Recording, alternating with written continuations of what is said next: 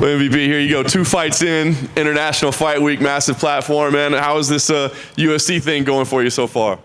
Yeah, you know what? I'm absolutely loving it, man. I have to say, first and foremost, the team here, all the backroom staff, unbelievable. You know, feel so welcomed here.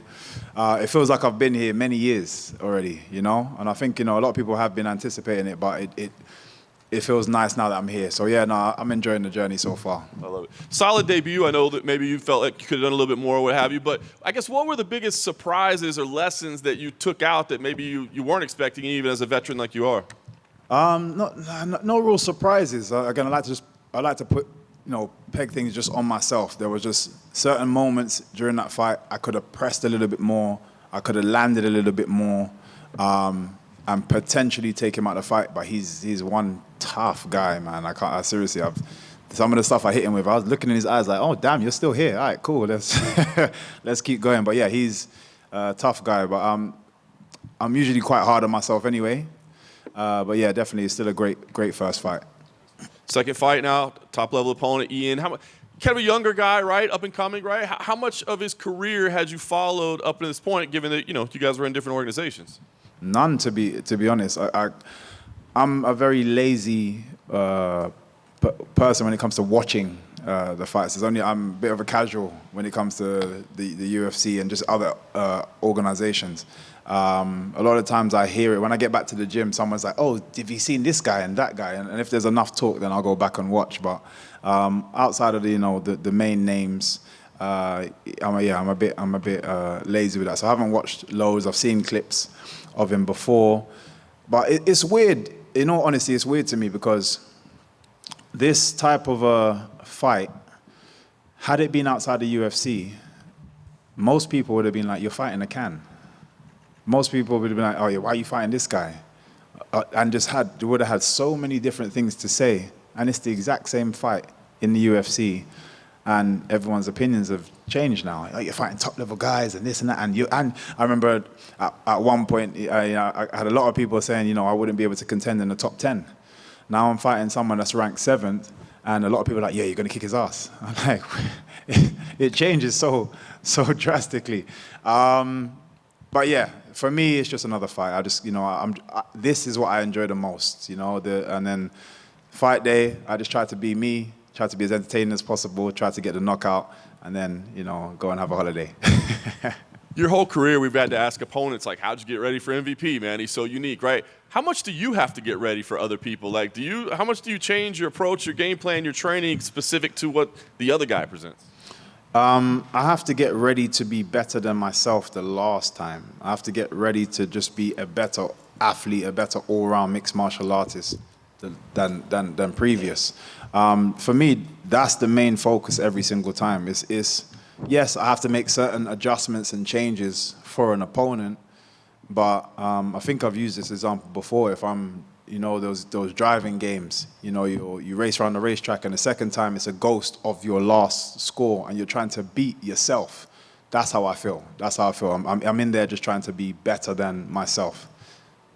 Last thing for me, you talk about how quickly things change, right? Weren't in the UFC, could never contend. You go here, you're 2-0, you've beaten the top-ranked guy. Do you start calling shots? I mean, do you start saying, this is what I deserve next, give this to me?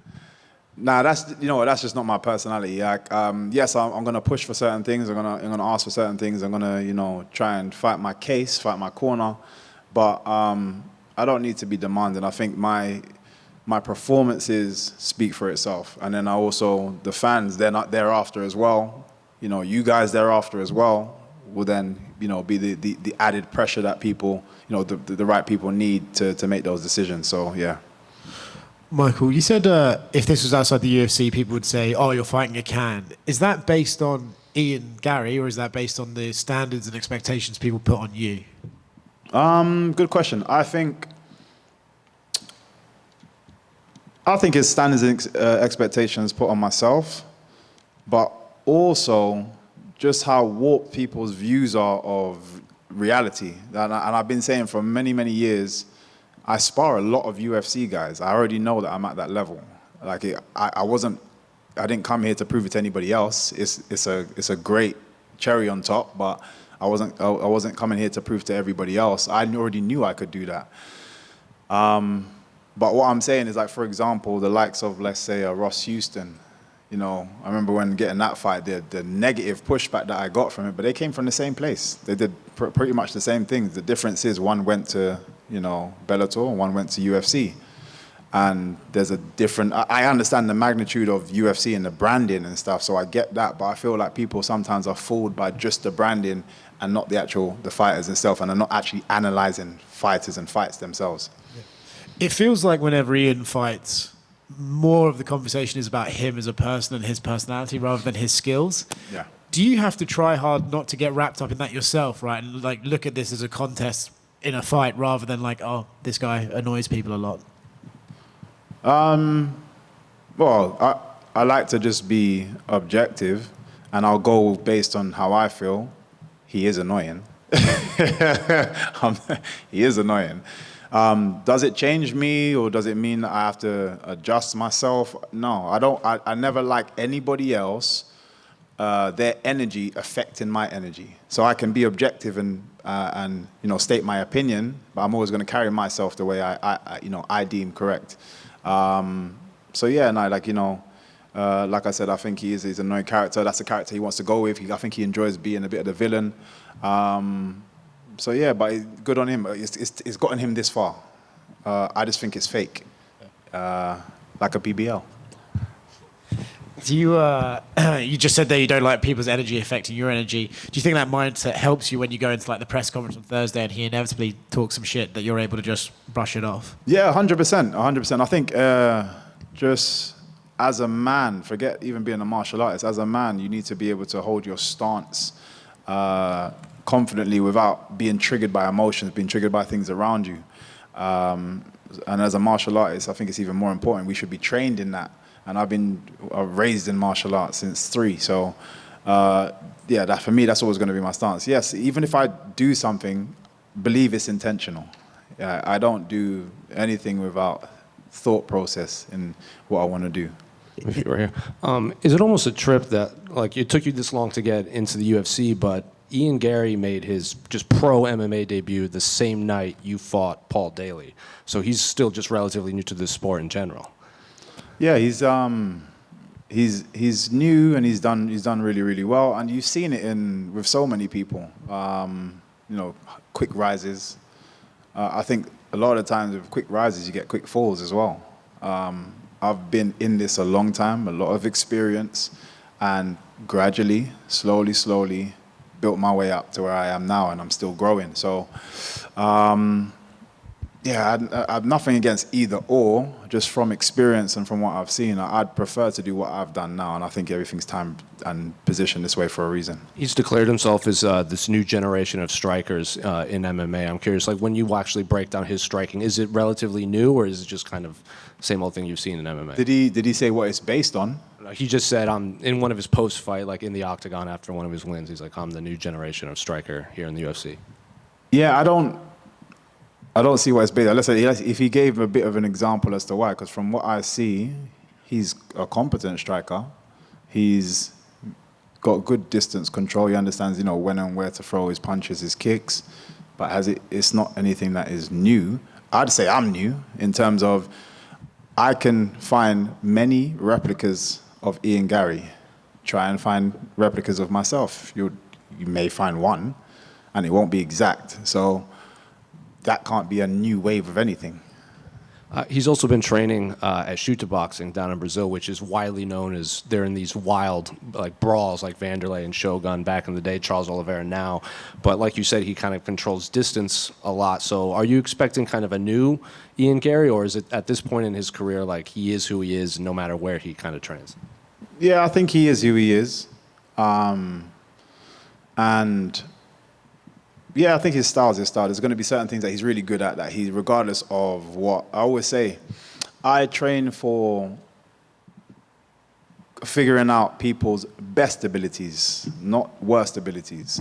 So I'm not expecting any change. I'm expecting what you are good at.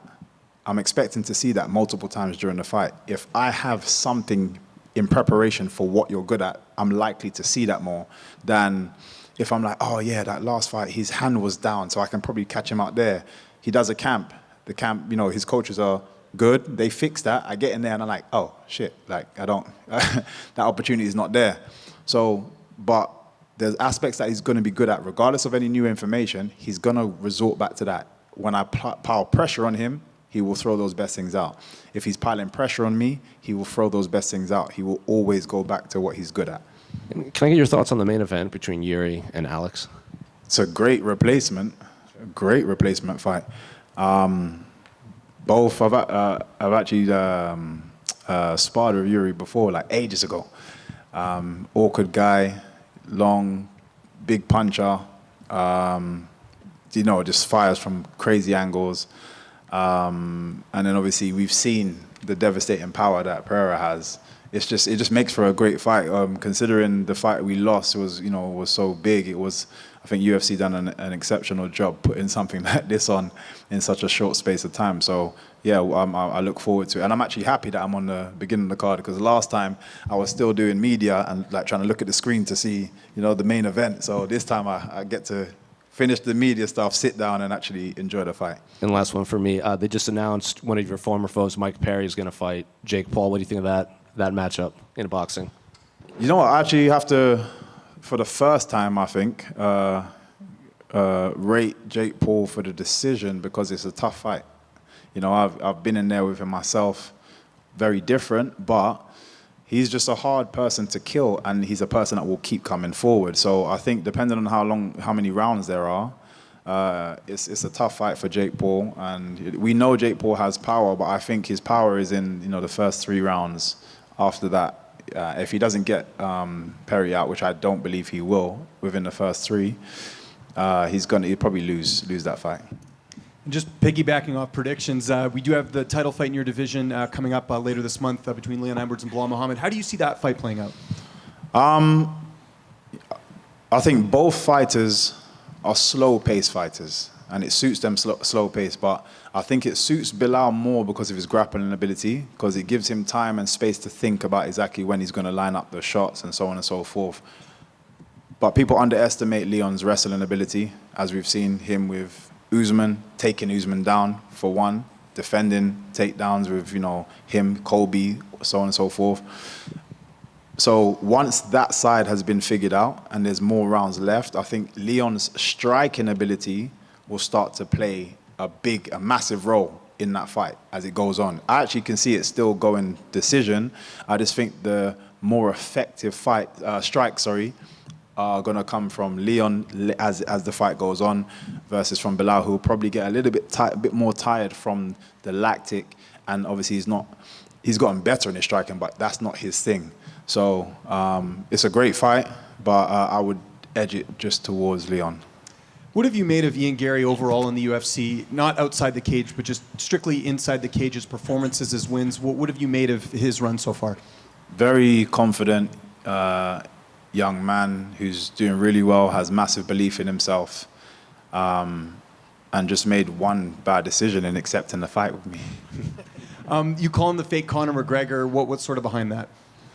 Obviously, you can see how much he's been inspired by Conor McGregor, and I get it. Many fighters away from Ireland have been massively inspired by Conor McGregor. He was there to, when he first started, to see someone like Conor McGregor blow up on the scene and be the giant figure that he is in MMA now. So I understand the inspiration.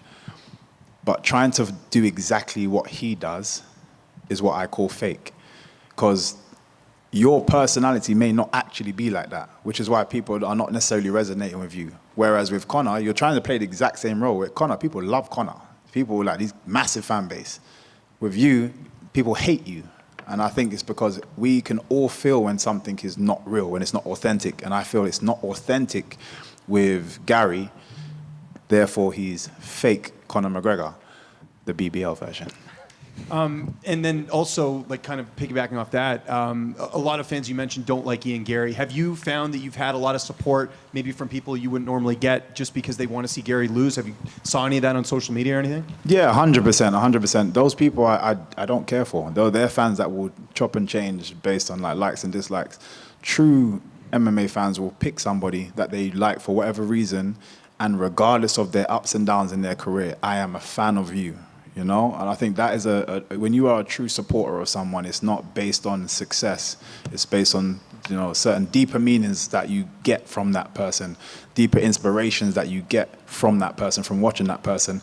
That is when you're a true fan of somebody. We saw Michael Chandler come over from Bellator into the UFC and get a title shot. Do you feel like with a finish here, or even just a win, that you could potentially get a title shot here, just because Garry hasn't lost in the octagon?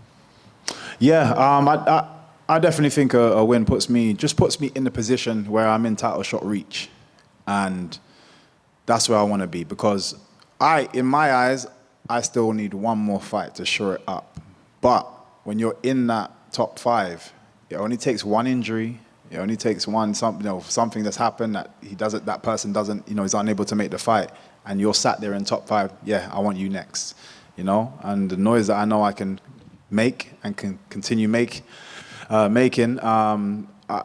likely, if I position myself like that, I'm likely the person that they're going to want to choose for a title fight. And just last one for me, what do you make of Shavkat Rakhmonov in your division? He's another guy that's sort of hovering around that title spot. A lot of fighters, some fighters want to fight him, some don't. What do you sort of make of his skill set? He's tough, man. You can tell he's tough. I can see he's got a tight squeeze on him. He gets hit a lot, which is, I think, can only last so long, but for right now, he's in that place where he's tough enough to kind of do that. Great style of fighting, great all-rounded grappling and so on and so forth. And I think that would be a great fight as well. Mike. Time for 3 more. 1, 2, 3. Hey, Mike. How you I doing? know you've got more important things to focus on at the moment, but have you been following England at all in the Euros? Oh yeah, no, of course. We've got to support England no matter how annoying they are. Yeah, and I've been saying this as well. I genuinely believe the team that we have, the group of youngsters that we have on England, are exceptional. The manager, unfortunately, Gareth, is not good enough to take that team to where we need them to win. They have the ability to do so, but then you got a guy that's playing people out of position, bringing people. For me, didn't really make any sense. You've got Harry Kane that's not really doing much, and he's just guaranteed to get football time on the pitch. He spends more time defending than actually attacking, and yet you bring some of the younger guys that come on, and you see that there's way more balls that are like getting crossed into the box because people are driving towards defenders, which pushes that defense back. It just feels like we try to score a goal and then we become almost like the Mourinho effect. We just try to park the bus, and it's embarrassing, honestly speaking, with the type of speed that we have in that team, talent that we have in that team. It is embarrassing. And yeah, something needs to change, or I just think we're just going to be saying it's coming home and then being disappointed every single time. So I was about to ask, is it coming home? Sorry? I was about to ask, is it coming home? I'm never going to say that statement positively, because honestly speaking, I think that's our jinx, man. Let's get rid of that saying right now. let's get rid of that saying, and hopefully we get better results. And from one showboater to another, have you seen much of Benjamin Whitaker, the boxer? Yes. Yeah. How do you rate his Yeah, showboating? I was actually there for his first fight, major fight with Sky. Great, man. He's so entertaining. I think watching his last fight, the issue that he's going to have is he needs a little bit more power, finishing power, which is not there. Entertaining, yes. Some of his head movement, yes, beautiful. He dips in the wrong place sometimes, which can get him caught out. I think sometimes if you spend a bit too much time just focusing on the showboating, especially when I think he's doing it for the wrong reason. When you get that crowd reaction, he's like, oh, I'm going to do some more of this.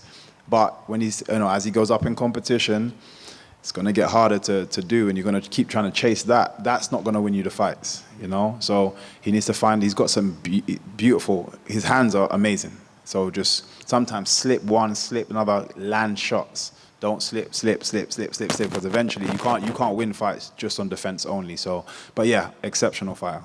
You see, he got headbutted in that last fight. Just disgusting. Yeah. No, absolutely. Obviously, the guy, was frustrated. He's being himself, not taking a mickey. But I'm sorry, but me personally, he headbutted the guy and elbowed the guy. I personally just wouldn't have you fighting on a show again. Yeah. If you can't manage your emotions, I wouldn't have you fighting on any show. Thanks, Mike. No problem. MVP. How difficult of a choice was it to pass up on Manchester and fight at UFC 303? Yeah, it was not difficult. I don't care where I fight. I feel like it made more sense to just be in Manchester, Irish guy, British guy, home soil, as well as it would have given me that little bit of extra time because I had literally just come back off holiday, did some trading and stuff. I was in Dubai, working over there, some of the guys, but in general, I kind of just been off, just relaxing my body. So I thought it just made the most sense. And I had been told already previously that it was going to be more likely Manchester. But does it bother me? No, because I'm not going anywhere. This is not my last fight. So the UK will come. It will happen. And I'm probably at a better time. Like I said, I'm hoping when it's me versus Leon Edwards and it's for a belt. I want to bring that. That's when it's coming home. Yeah.